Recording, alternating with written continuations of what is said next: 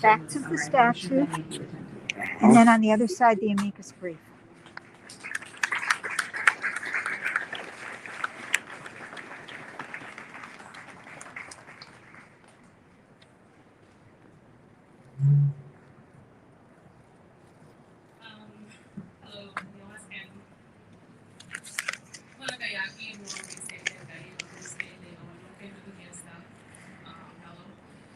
My name is Cecilia. I'm from the outside of our people. And my name is Leo Winoke. That means that she has two voices. And today I'd just like to talk about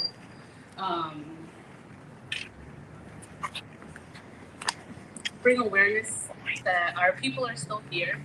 And in this area where we live, not many people really acknowledge that and are aware that we're still here.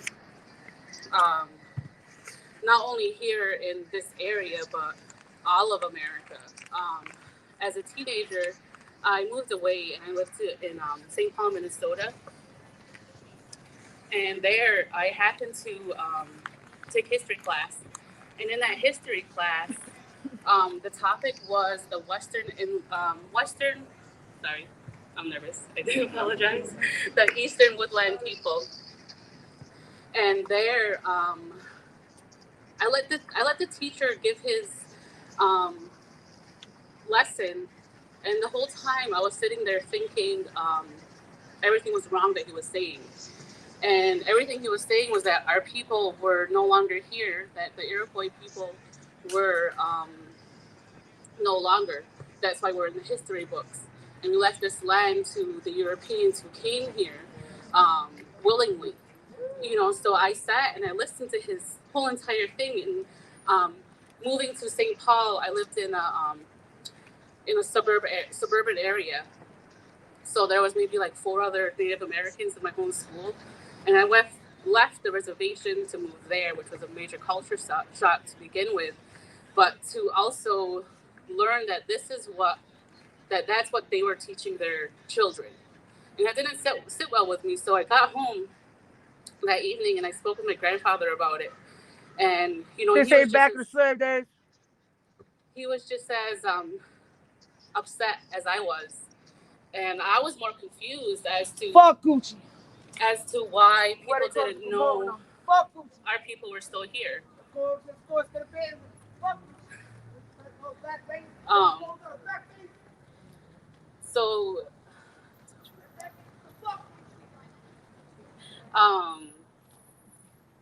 Keep going. So we sat together and we discussed like what I could bring up with my teacher with the following class.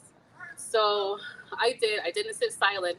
I went and I raised my hand and I said, Mr. Larson, I want to have something I have to say to the class, not just to you. So I stood up and introduced myself and told them that I am of the Woodland people, and my people are very much alive, and we're still here. And he was first he was embarrassed, and then he wanted to know more. So I sat down with him and we talked more in depth about it. He apologized for his unknowing of what he was teaching, that he was teaching falsehoods to his all of his students. So my grandfather and I went and we sat in with him. We went and we sat with him and came up with a brochure type of thing that he was able to hand out to the students.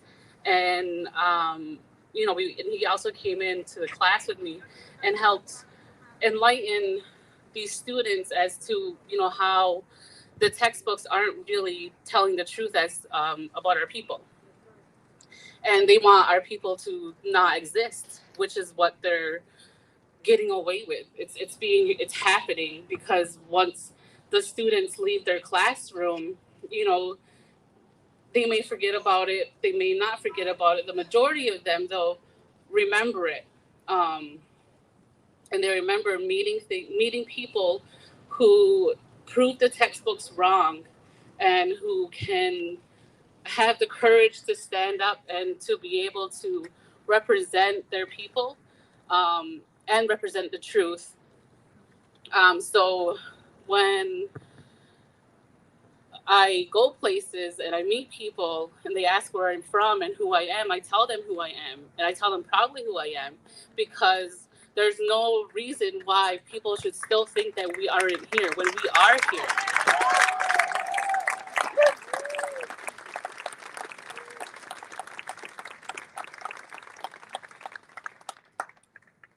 And whenever I do have this conversation with people who do not know and people who want to know more, they always want to know more and more and more. So it's a ripple effect.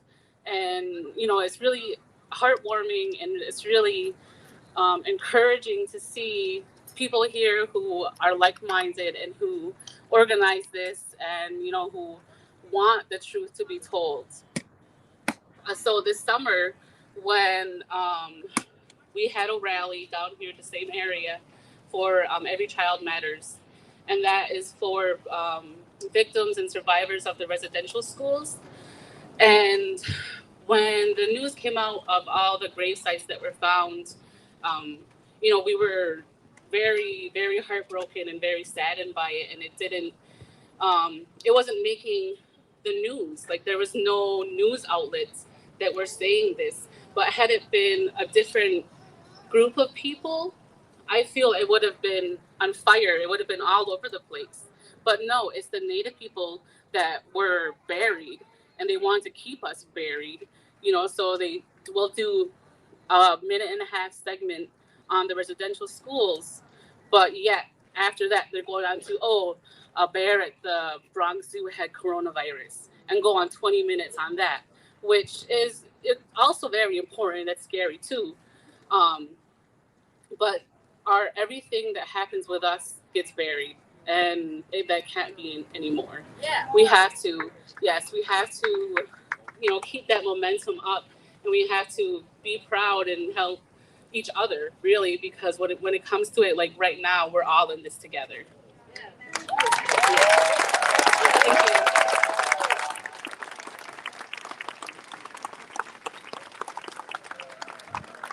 Thank you so much, Cece. Really important words about how we need to show up as ourselves and for our people and for change all together as we are. The next person I'd like to invite up is Danielle Smith. She's a member of the Resilient Indigenous Action Collective, and she's also an Onondaga Nation citizen. She's of the Hawk Clan. We had hoped that Iona Scully would join us this evening, but unfortunately she wasn't able to make it. She's Cree Métis, Michaux First Nation. So let's hold her in our hearts tonight. RYAK, if you haven't heard of them before, is a group of Indigenous peoples from across Turtle Island and globally, including Onondaga and other Haudenosaunee people. RYAK's members live and collectively engage on Onondaga and Haudenosaunee lands in what is currently called upstate New York State. While not affiliated with nor representatives of the Onondaga Nation or the Haudenosaunee Confederacy, as a group of Indigenous peoples from across the globe, RYAK centers these relatives and organizers.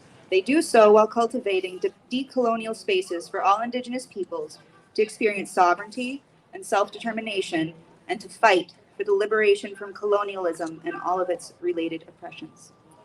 Danielle?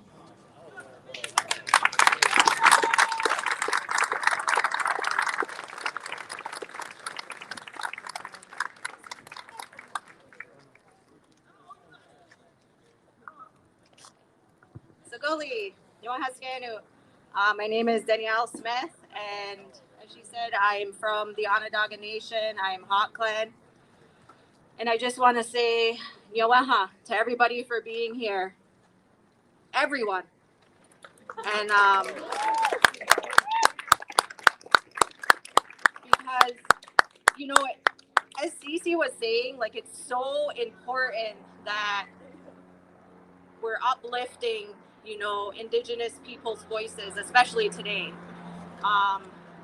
And, you know, one of the things that Cece had just reminded me of was, you know, earlier today I was getting glimpses of the news here and there, and I seen, well, I think it was Ryan McMahon.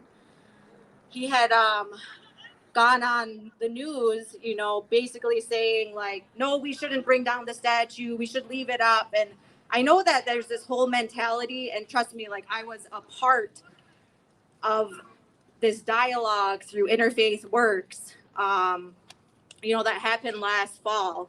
And that was supposed to be, the mayor had, you know, asked all these people from all over Syracuse, like all different races and origins, and just, you know, from everywhere. And also had, you know, older Italian men who were there, who are big supporters of keeping the statue. So we got to hear their side. And then they also got to hear our side as Onondaga people, and why this statue is so hurtful and how it continues to cause harm to Indigenous people and to our children, you know, by this statue remaining. The mayor said the statue was going to come down, what, like almost a year ago, and it's still here. And, you know, I know they say there's a process and all of that, but please, like, let's just take it down so it doesn't continue to cause harm.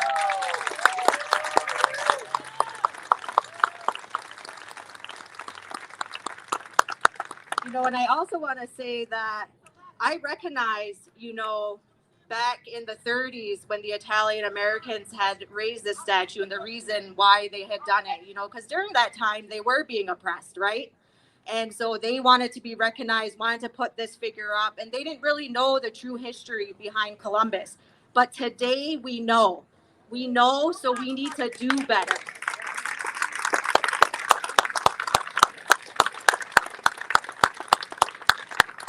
And, you know, as an Onondaga person, and a lot of people that I know, and especially, you know, in RYAK, the Resilient Indigenous Action Collective, we are in full support of, you know, Italian Americans putting somebody else up there who is more honorable. You know, there's so many great Italian Americans that you can honor. You know, and it's just, you know, it's so difficult. And it takes so much labor and time. Like I said, I was on that committee, and I just continue to organize, right? And I continue to show up and speak out because, you know, I want my daughter and the next, wherever she is, my daughter and the next 7 generations to know that we as Indigenous people are important and that we matter and we're still here, you know? But I gotta tell you, this is tiring, and especially, you know, when we come to something, you know, and, you know, I don't mind getting up and, you know, sharing my experience and my thoughts and stuff, but it's a lot of labor, and it gets draining on you over and over when, you know what I mean, you keep being asked to do these things. And I really appreciate Wish and Noon. You know, I really appreciate you guys putting on this event and doing that labor, right?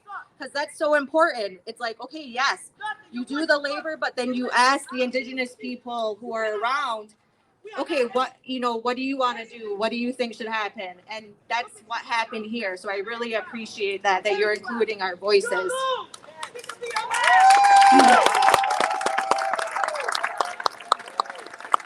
And another thing that's for today, I think, you know, they mentioned it earlier briefly, but missing and murdered Indigenous women and girls and Two-Spirit, that's a huge epidemic that's happening across Indigenous country.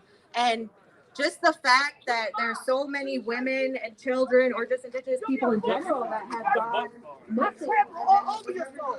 I trample all over your soul. All over your wisdom. You understand me? You're really disrespecting. I don't care. You can't muzzle me. Give me 6 feet. Because I will set it off. I will take the charge. You're a failure. You're a failure, demon.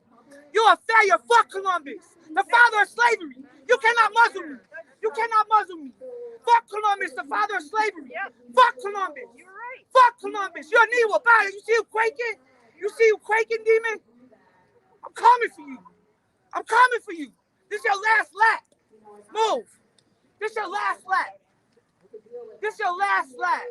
This is your last lap. You disrespect all people of color. You're a fraud. You're a fraud. You're a fraud. Don't talk to me. I'm a freedom of speech. You cannot muzzle me. Fuck Gucci too. Fuck everybody that rap and wear anything that represents blackface.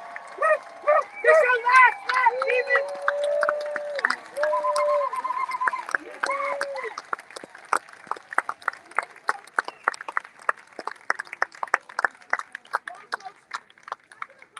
Get away from me, man.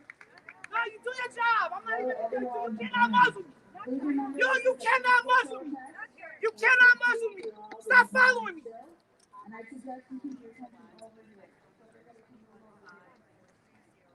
I'll hear you out. I'll show you the opposition too.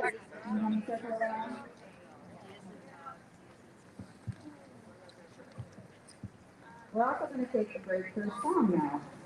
So, Felicia Cobb is here with us. She has prepared an original song for us. And as you may know, Colleen is a local singer, songwriter, and educator. So I'm very excited to see what she has prepared.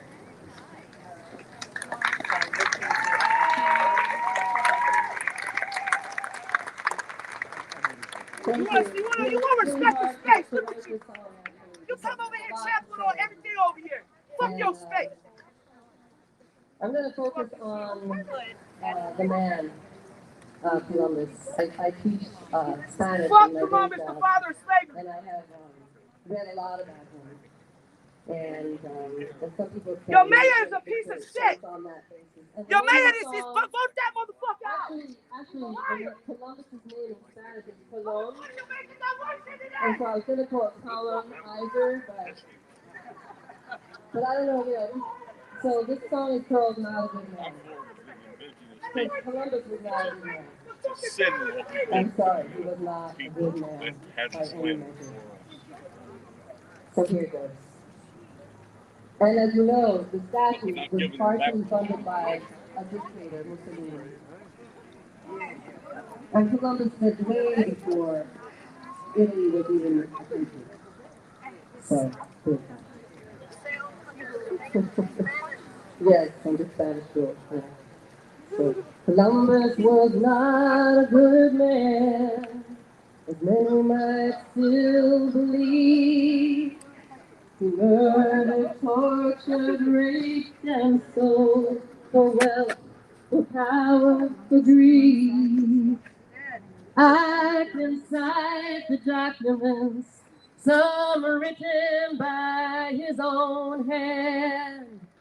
How with sword and gun and sacrament he took indigenous land. Destruction of the crops, forced labor for gold, dismemberment for sport, human bodies bought and sold. Crimes so brutal, the crown took him away in chains, but he brought the Spanish riches, so they freed him anyway. His last days he spent seeking money for his deeds of cruelty. And he died not even knowing the name of this land across the sea. How can you glorify someone who signifies such wrong? To take the statue down is the least that can be done. Time to heal the wounds of history. Let's start with this monument of division to amend the shameful legacy is the only moral decision. Not in my name, no more it shall stand. The time is long past due. As I sing here on occupied land, to tear it down is the least the white man can do. No, Columbus was not a good man. It doesn't matter what you believe. Time to tear that myth down to reparation can set us free. Tear it down!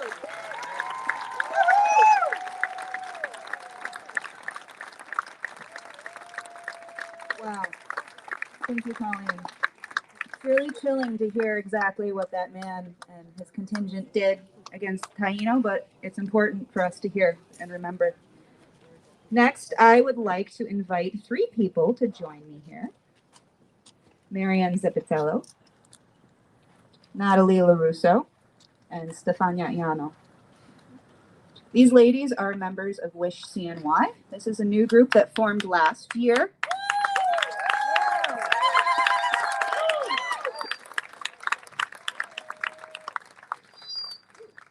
WISH stands for Women of Italian and Syracuse Heritage. CNY stands for Central New York. And Stefania, would you like to translate for me?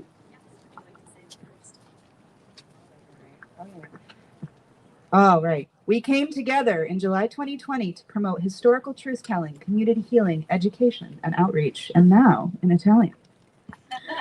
Buonasera a tutti. L'anno scorso a luglio abbiamo iniziato questo gruppo WISH per promuovere la storia vera, per guarire la comunità e pure per offrire scolastica fornire. Grazie, grazie. Marianne. Hello, everyone. Hi. It's my honor to be here and to be asked to speak. I am a second generation Italian American. I am the oldest member in the WISH group of such dynamic women who are committed to truth telling and educating.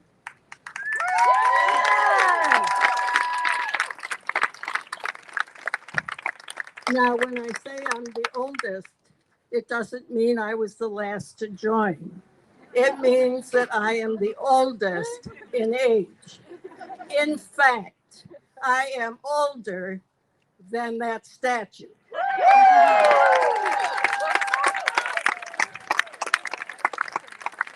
I will be, and I'm not ashamed to say, I will be 91 years old on Christmas Day.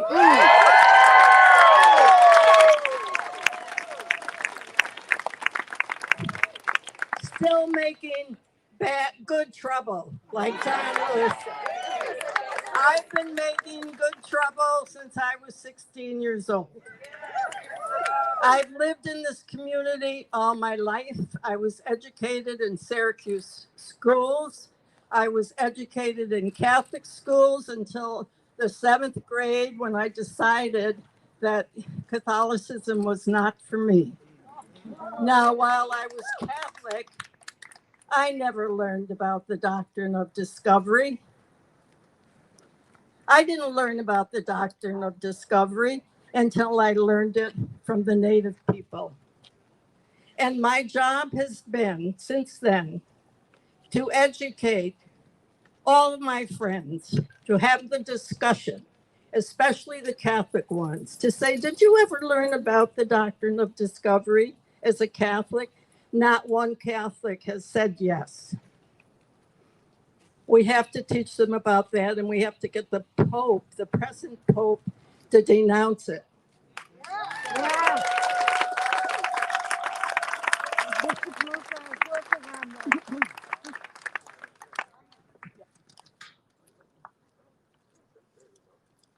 My grandparents came here in the late my Neapolitan grandparents came here in the 1890s. They came here after they had buried 6 children in Italy. And they saw that this gave them an opportunity maybe to birth healthy children. So they did have 4, one of whom was my father. My mother's family came in the early 1900s, and they were Sicilian. And they lived on the west side because that is representative of Italy. I don't know how many of you know that, but Italians would know that Northern Italians look down on Southern Italians. And the government has kept Southern Italians very poor and uneducated. Anyway, that's a diversion. But I was raised in that sort of environment with. Now, if my grandparents were here, I'm sure that my Neapolitan grandparents who lived on the north side and who knew the Pirro family, we all know who Nick Pirro is. Mm-hmm. He wants the statue to stay up. I'm sure my grandfather contributed to that statue. It's very likely that as a 3-year-old, I was brought here in a sense of pride with my grandparents. I don't know that for a fact because I don't have any memory, but it's very likely that I was here. And I went to school at Central, and the library was very active. I spent a lot of time in that library, so I'm very familiar with this statue. And I believe the story because you believe what you're taught, but I have learned differently. The statue has to come down.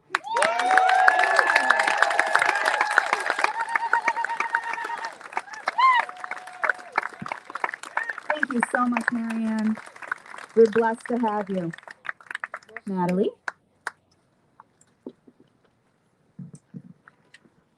I don't know how anybody can follow that up. I'm going to try, though. Hello, everybody. It's so good to see this many people here. Thank you from the bottom of our hearts for being here right now. By contrast, I am the youngest member of WISH in age. I will be 28 in about 2 months. So yeah, finishing up my 20s. My name is Natalie LaRusso, and I am a proud third-generation Italian-American who also grew up in Syracuse. My great-grandparents immigrated from Italy in the late 1800s as well. And I want to tell you a little bit about WISH. We are all volunteers. We've been meeting weekly since July of 2020. We've only met in person. I think that this is the second time I'm seeing a lot of people in this group. We obviously were over Zoom for quite a bit. And so going along with that, I invite you to add your name to our noon/WISH sign-up sheet and visit our website, wishcny.org. That is wishcny.org. The sign-up sheet is being held up over here. We would love to hear from you, answer your questions, collaborate with you, XYZ. When you visit our website, you'll read that our Italian ancestry is something that each of us views differently, but each with respect for the legacy of our ancestors. We are obligated to honor historical truths, not false myths.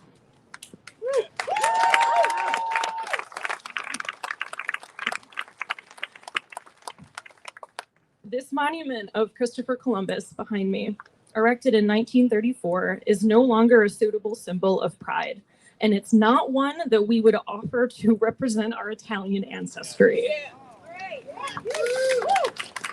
Columbus does not represent my heritage, as he perpetuated and stood for beliefs that my family starkly opposed and that have no place in America, and they have no place in the city of Syracuse.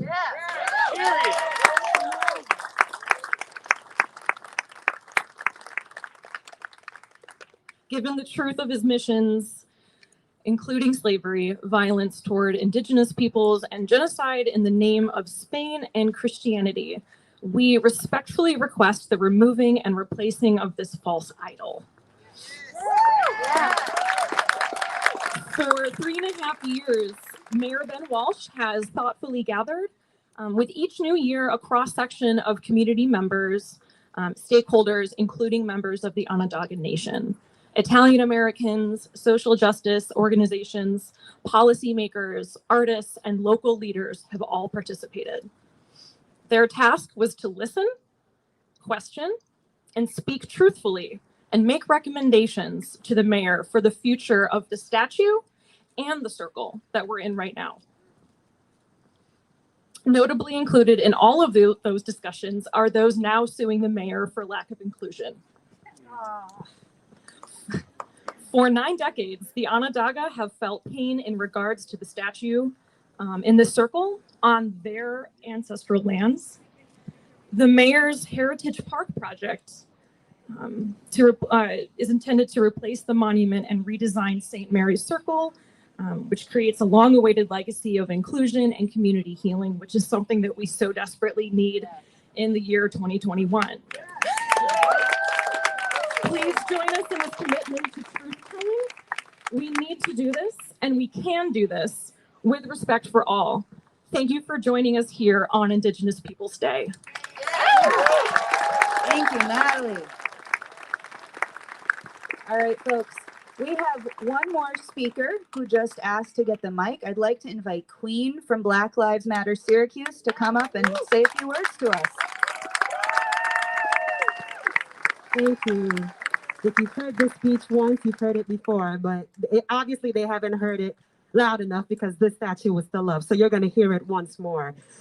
I am honored and pleased to be part of a diverse group of dynamic people and organizations that share the common goal of doing all within their power to eliminate systemic oppression. First and foremost, I personally, and on behalf of Black Lives Matter Syracuse, recognize and respect Indigenous peoples as traditional stewards of this land and the enduring relationships that exist between Indigenous peoples and the traditional territories. In this case, we acknowledge with respect the Onondaga Nation, fire keepers of the Haudenosaunee, the Indigenous peoples on whose ancestral land Syracuse now stands. To be blunt and to the point, the Columbus statue that stands proudly in Columbus Circle in downtown Syracuse must come down.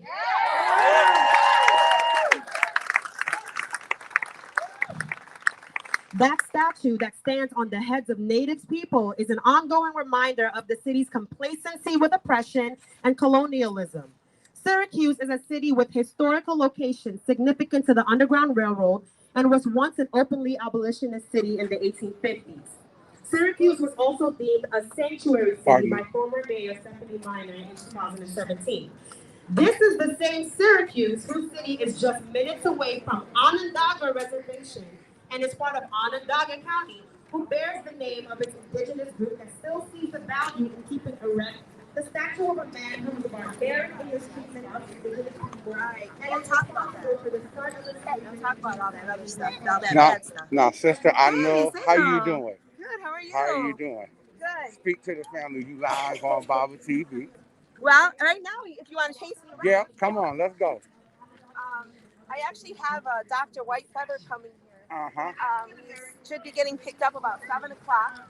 He's actually an international lawyer, and he's going to blow all of this out of the water because, see, there's actually a lot of truth that people are not understanding here, is that, yes, this land is Haudenosaunee land. Well, it's also stolen land. So you have to have the documents to prove it. You have to know how to actually go back into history to be able to say, hey, guess what? You stole that, and I can prove it. Well, we're getting that paperwork together. Really? Well, I remember there was a case in Eastern Oklahoma of this one that was walking downtown. Oh, you actually, that might be the one. He's Look at the little one. Come on, mama. Get it. Yes.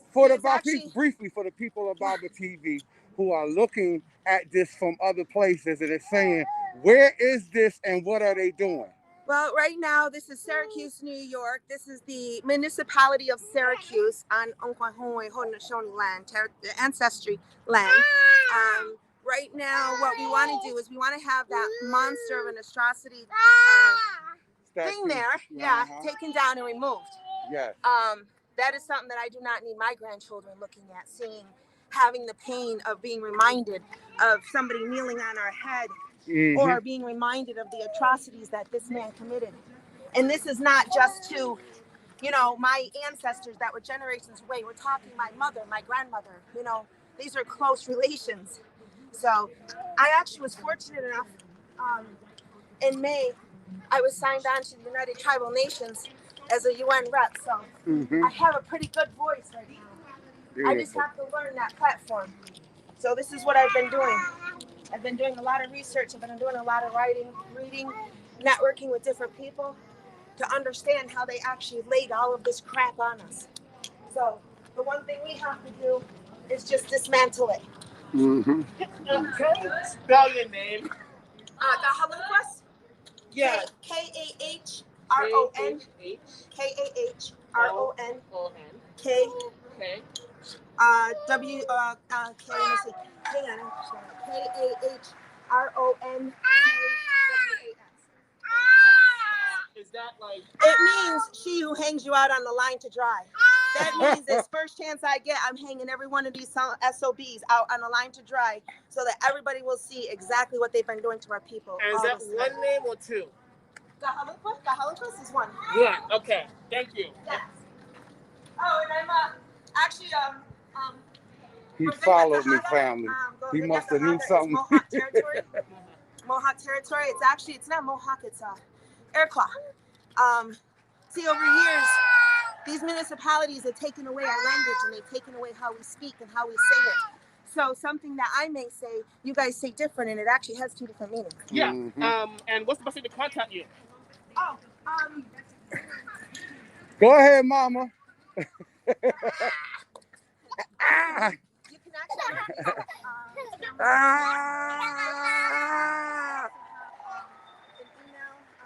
utnrep70@gmail.com. And I mean, I have 13 grandchildren, so I have 7 generations to laugh for. Your Facebook is UNC Rep?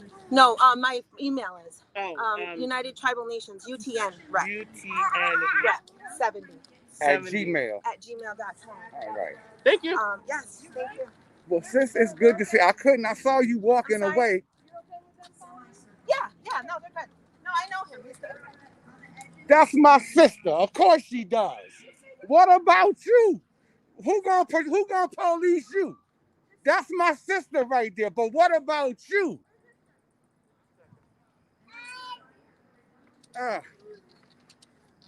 Is you okay with me? Right there. Evidently, you talking to me. People get out. Self-righteous. So I just been busy with this. I don't want to cut the fool. I want it to be a nice time, y'all.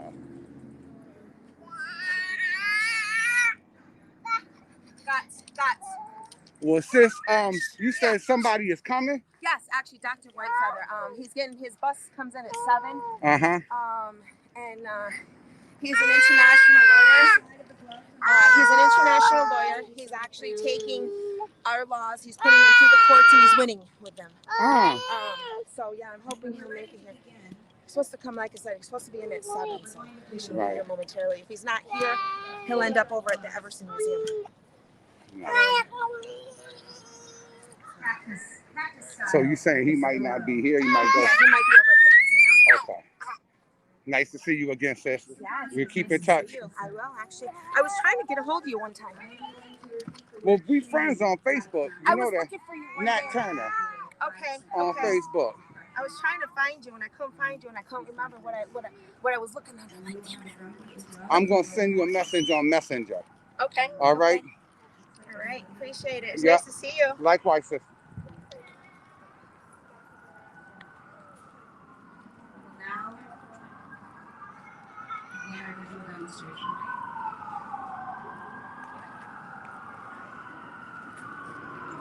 Well, what do you think, family? Should I wrap it up? Shame. Shame. Shame. Shame. We will now stand for a literal minute of silence as we remember all peoples impacted by colonial settler violence, especially the Taino. These were the people who warmly welcomed Columbus and his men, only for their people to be met with numerous forms of brutality and near extermination. Hands up, signs up, 1 minute.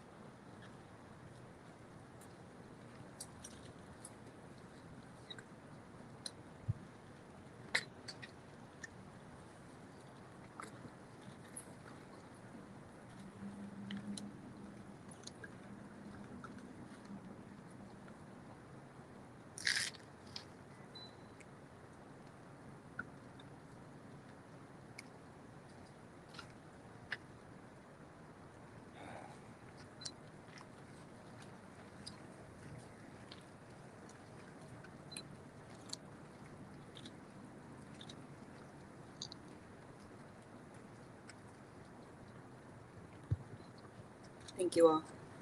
Now put your hands down. Thank you so much for participating with that.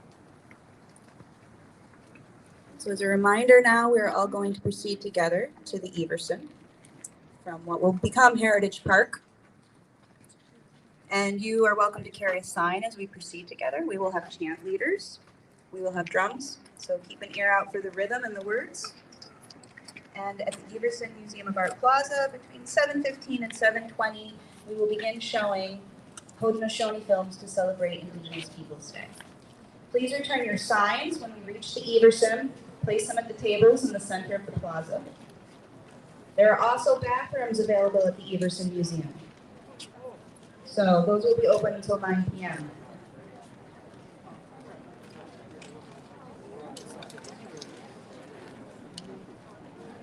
That's a damn shame. You heard her. They taking the Italians taking the mayor to court for having the nerve to even suggest to take, Colombo down.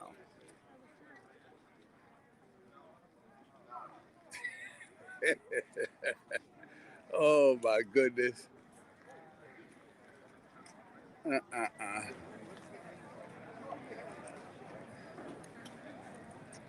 Yeah. Also a reminder, folks, as we go together to the Everson, please stay on the sidewalks.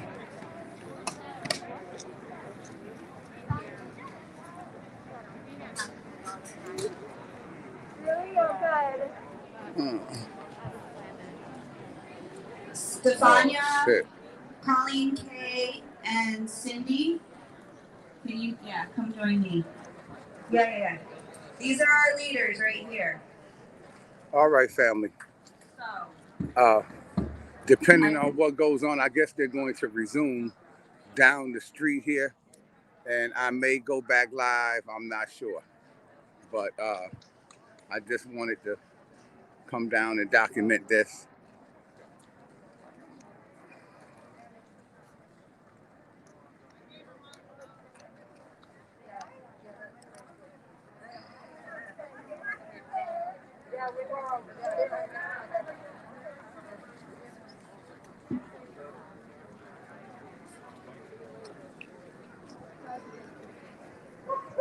all right, folks, you see the signs over there to the left of Mr. Columbus?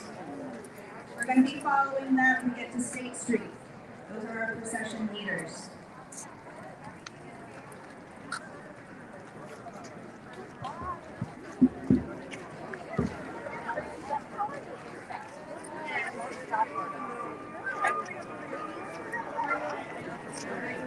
I know. Juan said he saw you at Home Depot the other day. No. Not you? There's another handsome guy out there, right? Oh, your brother? Very friendly. Very friendly.